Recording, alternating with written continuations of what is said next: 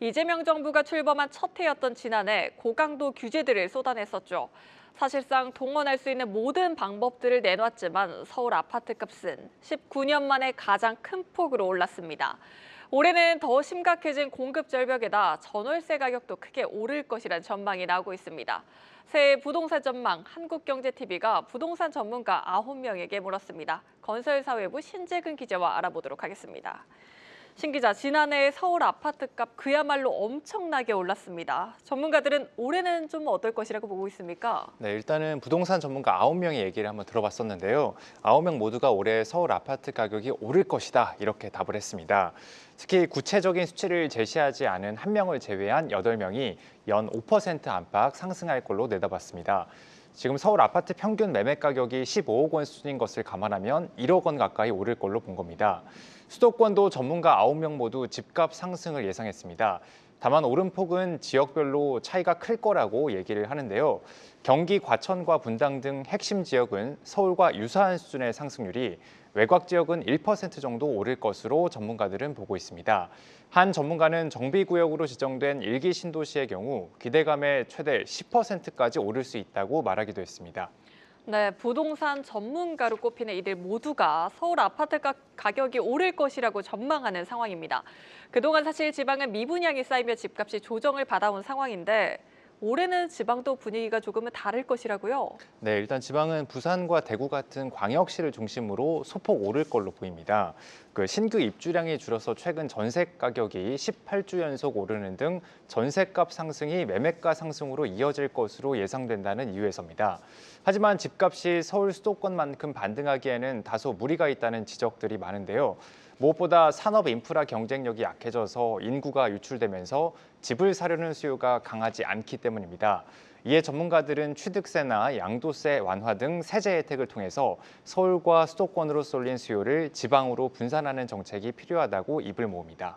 네, 이제 정부가 네 번째 부동산 대책을 예고한 상황입니다.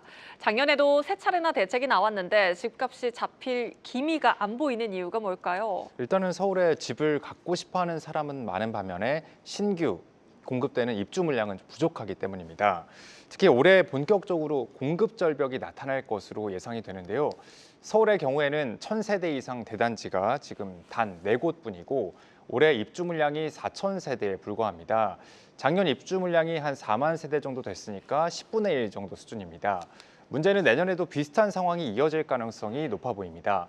시중에 풀린 유동자금이 풍부하고 또 똘똘한 한 채 열풍이 가라앉지 않은 상황에서 공급 불안은 집값 상승을 부채질하는 꼴이 되고 있습니다.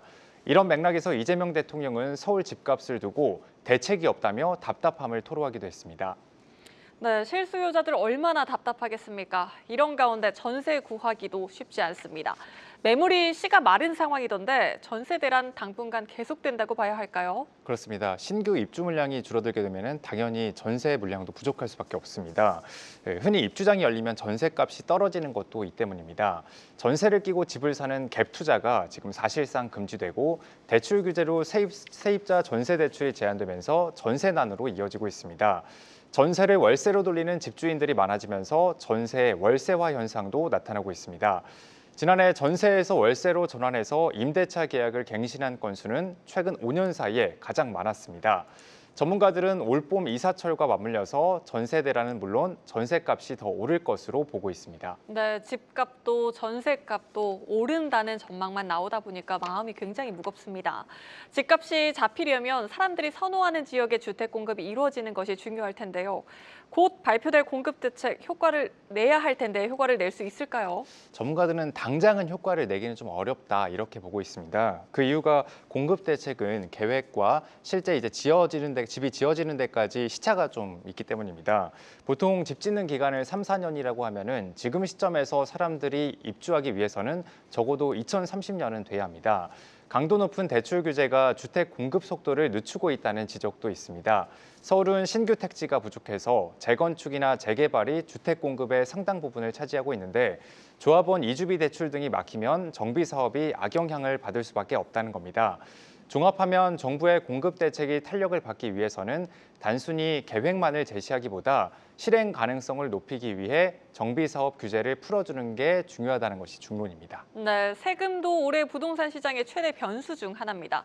특히 올해 5월 종료 예정인 양도소득세 중과 유예 조치가 태풍의 눈이 될 가능성이 높아졌죠. 그렇습니다. 큰 이슈가 있는데요. 5월 9일 날 조정 대상 지역 내 다주택자 양도소득세 중과 유예 조치가 끝날 예정입니다. 쉽게 말해서 다주택자가 집을 팔 때 세금을 더 걷는 거를 지금까지는 미뤄왔었던 건데 이게 끝나면은 세금 부담이 집주인들이 더 커지게 됩니다.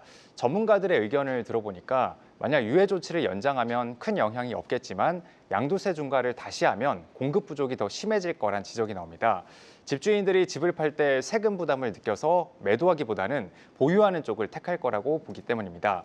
정부가 보유세 인상 카드를 꺼내들 가능성도 배제할 수 없습니다. 현장에서는 집주인들이 보유세에 대비해서 보증금과 월세를 올리는 움직임도 나타나고 있습니다.